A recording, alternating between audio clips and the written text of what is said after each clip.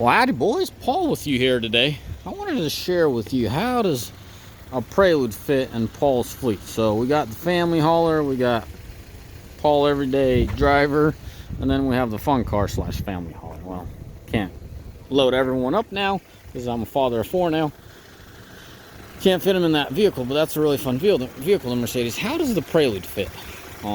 I was just checking some stuff out. Figured I'd do y'all a video. I need to get y'all updated. This car is fairly messed up. What I mean by messed up, it looks beat up. I mean, it's some good damages, some serious damages, but it's all there. I know in the camera it looks really red, but in realistically, real world, it's a lot of pink on there. Why did Paul buy this vehicle? Man, it's like breezy out here. It's freaking cold. Sorry, guys. I'll hop inside. Oh, let me show you the interior before I plop my booty in there. Really good condition interior. I was able to see past all this wall. Besides this, looks like there's throw something on there. Well, very important fact: Paul loves his Dohc Vtec. The Prelude had to be Vtec. If it wasn't Vtec, I wouldn't care for it. Like this, I like the dash and everything. Well, let me tell you a little bit about this vehicle. It's a project vehicle. A, how did it fit in the fleet is what this video is going to be about, and B, what am I planning on doing it? So you can get 2 things out of this video. So why does Paul buy a 95 Honda Prelude with 133,000 miles on it? Oh shoot, you can't focus for crap. I love this camera. Oh, look at that, 133, 370.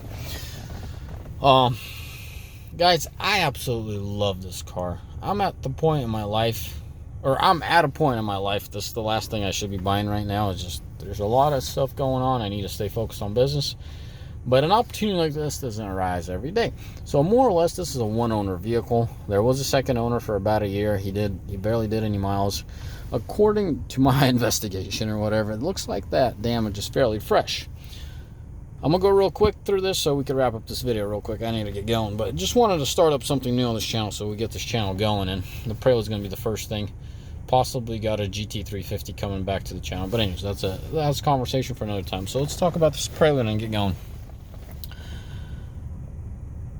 99% of its life, of this vehicle's life, was an older gal. She bought it new from Spokane. I don't know if you guys noticed, there's a little badge on the back that says Honda of Spokane. So this is a local vehicle all its life. She loved this car. She took good care of it, because when I went to pick it up from the second owner, the year-old second owner or whatever, the guy had it for a year according to the paperwork. He barely put any miles on this vehicle. It was filthy. This thing was a mess. I mean, this guy did sheetrock for a living. Well, quite frankly, that proves it.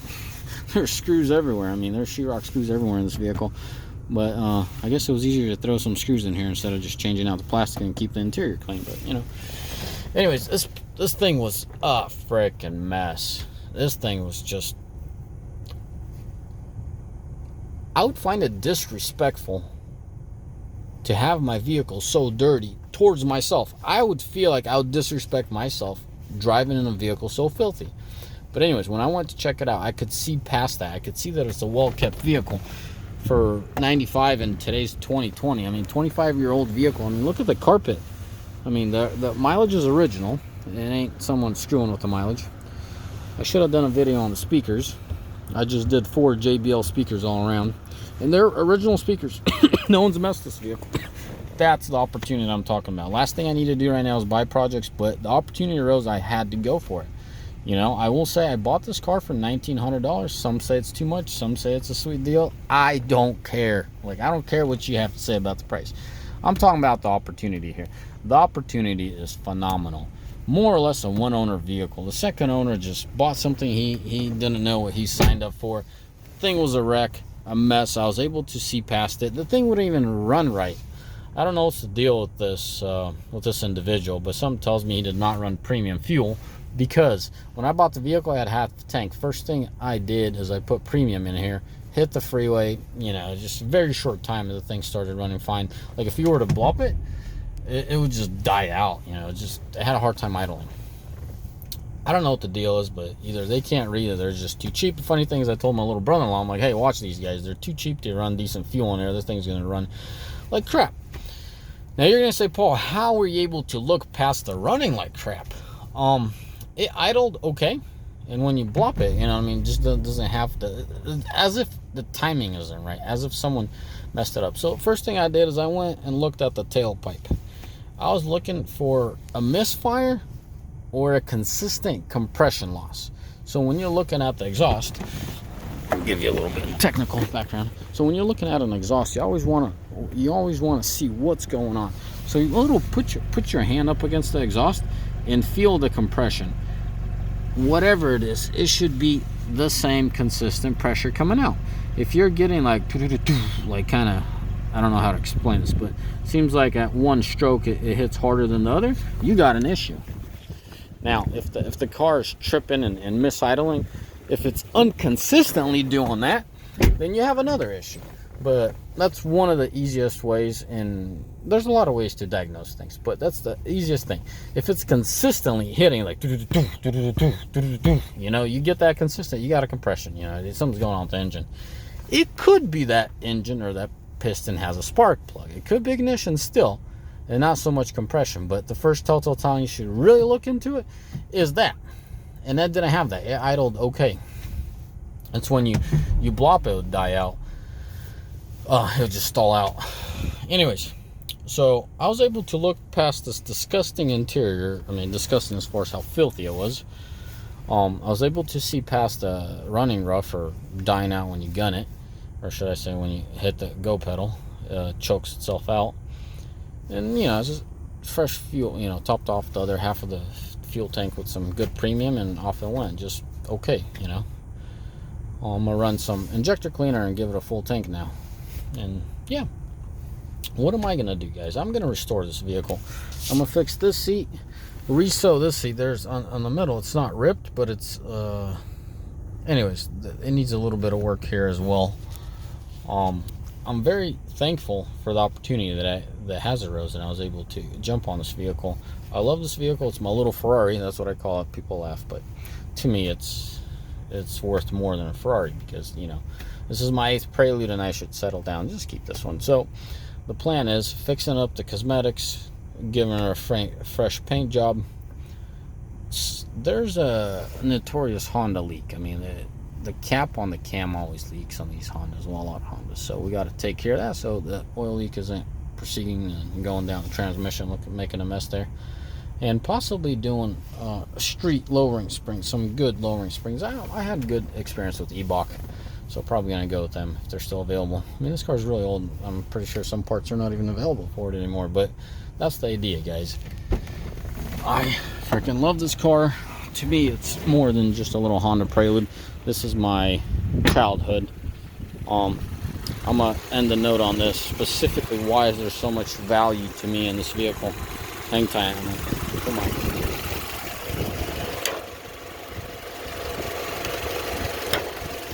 Put my hood down, go inside the vehicle, tell you my story, how and why this thing has so much meaning to me, and call it a day. I gotta get going. The Honda Prelude was where it all started for me. I was 12, 13 years old. A fella from our church actually owned a 95 red one just like this, and he was leaving the parking lot, and he let Vtec engage, and I'm like, whoa, dude, what's that? You know, so pretty much Vtec kicked in it, whatever. This is not a 1.6 or a 1.8. Vtecs are very high, like they're different sound pitch on the B series engines. They're awesome, but the H series is a whole different ballgame.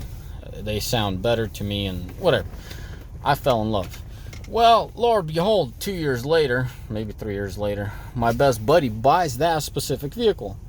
In turn, it's a red Honda Prelude 95, you know, black interior, leather, Dohc Vtec, all OEM from that individual. Him being my best friend, obviously he let me drive it, and quite frankly, I've taught him a lot of things as far as racing and driving. Keep in mind, guys, I've drag raced a lot. A lot of you guys watch my diesel content, and I come off as very business, or should I say a lot about diesels. I started with the Prelude. This is my foundation of automotive, hands-on for me. This is my journey. This is me coming back to my roots. I've never owned a vehicle for 7 years. That's another one. I will do a different story, how I started with the Prelude and what caused this and then what caused that and how I got into diesels. I will tell you guys a little bit about me. But about this vehicle, that's where it started, you know, and being best friends with that guy that bought the vehicle, I was able to drive it a lot, teach him how to drag race. Yes, I was an outlaw. At age 13, I was already booking it from the popos. I know they love me. The locals, man, if they only knew who the heck I was and what bastard, I don't know, I want to call myself a bastard, but or brainless kids behind the wheel that's fleeing on a Honda is not a good outcome. But anyways, it was successful. Clearly, then I found out who I was, and it wasn't once, it was multiple times. But because it was so many years ago, I ain't worried. The locals are gonna find out, me admitting to stuff. Well, it's just for, you know, entertainment purposes. Anyways, so by the age of 16, I owned a 01 Honda Prelude SH, a blue one. I loved it. I wanted the fresher, the newer stuff. I wasn't so much into the vehicles and understanding the geometry and all that. Later on in life, I realized that I like the 4 gens more. They're better balanced. Just keep it short. They're better balanced. The transmission's a little bit different gearing, and I like the setup more than I like the 5th gens, but if I were to buy a 5th gen, it would be the 01 SH.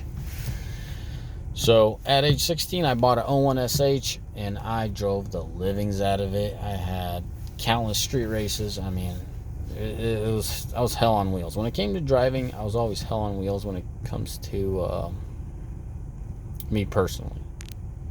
Now, on a flip side, I never got busted, so for whatever reason, God has just kept me away from that, and I guess it's clearly for the better, because some people learn different ways. I guess some people need to get busted and learn, others just don't, and whatever reason, God decided that I should get away numerous times, but God has found a different way to slow me the heckers down, and so I did so.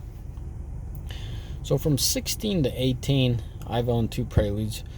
At 18, I bought another 2 Preludes, and up until 29, I have totally owned 8 Preludes for my whole life. Hopefully, I will keep this one and not sell it. I do not want to sell this vehicle, so therefore, you know, the 2 biggest keys here is no one has messed with this vehicle. Yes, it's damaged, but it ain't like bondoed up. I mean, there's no bondo on this vehicle. You see a scratch, it's an OEM scratch. The bumper ain't perfect, well, it's OEM. Like, I don't know if you guys saw on the hood, you know, all the rubber pieces, the clips, they're all there. No one has ever messed with it, and it gives, I just love that. I'm the first one to modify it. It's not really going to get modified, it's just going to get cleaned up. You know, if something's going to get cut out and replaced or bondoed, it's going to be an appropriate bondo job, or should I say the door is going to get replaced. You know what I mean? It's going to be done right to my specifications, my understanding. And I'm pretty nitpicking. I mean, if you look at my other vehicles, I mean, that's an 05 Mercedes. It's really hard to find a Mercedes in that condition. I'll do y'all a favor and walk around it. That thing has 130,000. I mean, there's a few dents on it. Nothing worth fixing. There ain't no dent. Like, there's nothing big on it. If you look careful, you're going to have a heck of a time trying to find the damages. But over here, my kid decided to ram his Dodge Ram into it. Not that's light right there. That white is light. It's okay. It's that line right there. That's one imperfection. And then there's a really small ding down there. I'm not going to look for it. You know, for a vehicle with this kind of mileage, it is really hard. Well, clearly, I bottomed out when I had an issue with the strut. The only thing I would address is touch up that and repaint the front bumper. That's about it. For 130,000 on a vehicle like this, it still runs good, and I mean, it's an awesome vehicle. So that's about me. Hopefully I could get this channel started and be consistent with it. Like I said, y'all gonna get all this weird video because you guys gonna know background, what it's all about, and where it's coming from. So yeah,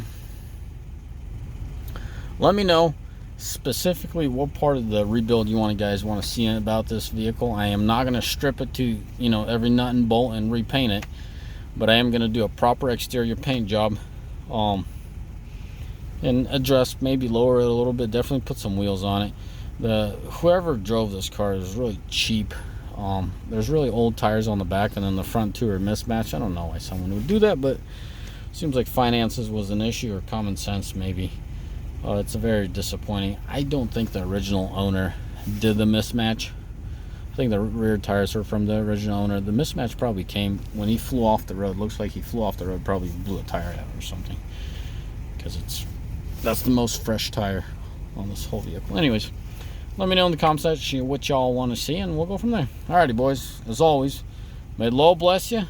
May Almighty find day, and I'm super excited about this car. Like, I gotta go run in there, and I'm driving this car. Like, it's just a fun little beater car, you know. Ciao. Bye.